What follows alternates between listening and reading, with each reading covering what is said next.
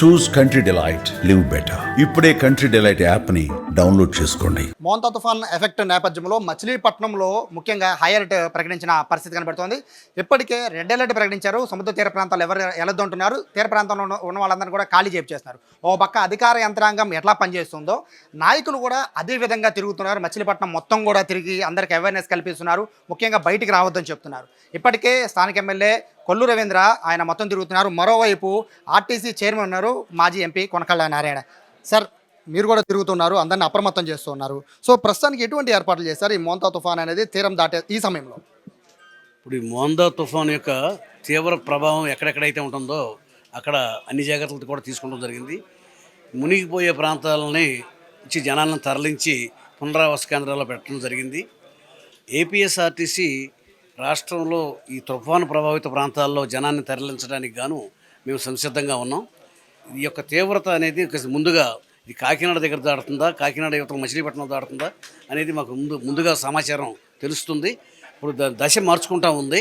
దీని యొక్క తీవ్రత ఎక్కడైతే ఉందో అక్కడ జనాన్ని సేఫ్టీ ప్లేస్లో తరలించడానికి ఆర్టీసీ సంసిద్ధంగా ఉంది. అన్ని చోట్ల కూడా బస్సులు రెడీగా ఉన్నాయి.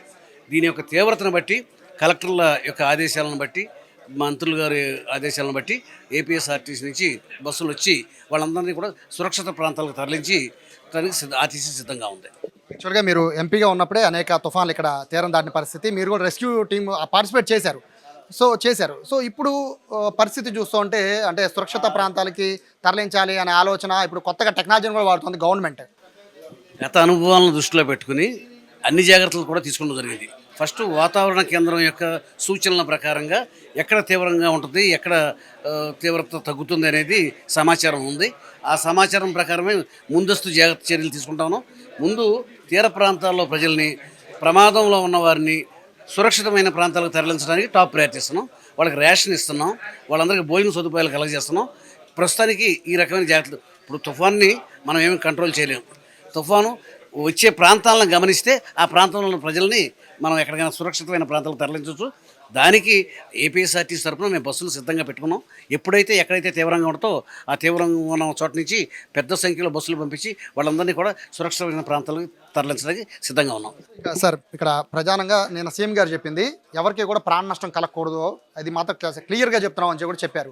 సో ఇప్పుడు మీకు సంబంధించి ఈ వైద్య ఆరోగ్య శాఖకి సంబంధించిన సిబ్బంది కానీ లేకపోతే పోలీసులు కానీ ఇటు ఎన్డీఆర్ఎఫ్ ఎస్డీఆర్ఎఫ్ కానీ వీళ్ళందరినీ ఎలా డిప్లాయ్ చేసి ఉంచారు? ఇప్పుడు మొత్తం రెస్క్యూ టీమ్స్ అన్నీ కూడా వచ్చేసినాయి. వాళ్ళంతా కూడా సంసిద్ధంగా ఉన్నారు. ఇప్పుడు తీర ప్రాంతాల్లో ఉన్న ప్రజలకి ఈ తరలించడానికి సహకరించరు. సామాన్యంగా ఏం చేయదులే, మాకు ఈ వానలన్నీ మాకు మామూలులే అని చెప్పి వాళ్ళు సురక్షితమైన ప్రాంతాలకి ఇళ్ళు వదిలిపెట్టి రావడానికి, ఎందుకంటే దొంగల భయం, మా వస్తువులైన పోతాయని భయంతో వాళ్ళు ఇళ్ళు వదిలిపెట్టి రావడానికి సహకరించరు. అయినా కూడా వాళ్ళకి నచ్చ చెప్పి కన్విన్స్ చేసి వాళ్ళందరినీ కూడా పోలీస్ కాపలా పెట్టి ఇళ్ళ దగ్గర వీళ్ళందరినీ కూడా సురక్షితమైన ప్రాంతాలకు తరలించడం అనేది ఎక్కువ ప్రయారిటీ ఇస్తున్నాం. చాలా వరకు తరలించాం. ఇంకా అవసరం వస్తే బలవంతంగానైనా తరలిస్తాం. సో ఇది చెప్తున్నారు. ప్రాణ నష్టం అనేది ఖచ్చితంగా కలగకుండా ఉండే విధంగా చర్యలు తీసుకుంటామని చెప్తున్నారు. ఎందుకంటే ఇక్కడ తీర ప్రాంతం వాళ్ళందరికీ చాలా అలవాట్లు తుఫాను, కానీ వాళ్ళు అక్కడి నుంచి కదలరు. కానీ పాత ఇళ్ళు కానీ లేకపోతే పాకలు కానీ పాడబడిపోయిన ఇళ్ళు కానీ అవి ఖచ్చితంగా తుఫాన్ ఎఫెక్ట్లో ఏ క్షణమైనా పడిపోయే అవకాశం ఉంటుంది. కాబట్టి ప్రభుత్వం అయితే దీనిపైన చాలా సీరియస్గా దృష్టి పెట్టింది. ఇప్పుడే చెప్తున్నారు, నాయకులు కూడా చెప్తున్నారు, ఖచ్చితంగా ఎవరైతే తుఫాన్ ఎఫెక్ట్లో ఉంటారో వాళ్ళందరినీ కూడా ఖచ్చితంగా పునరావాస కేంద్రాలు తరలిస్తామని చెప్పి కొనకళ్ళ నారాయణ చెప్తున్నారు. కెమెరా పర్సన్ వినయ్తో సాయి, సుమన్ టీవీ, మచిలీపట్నం నుంచి.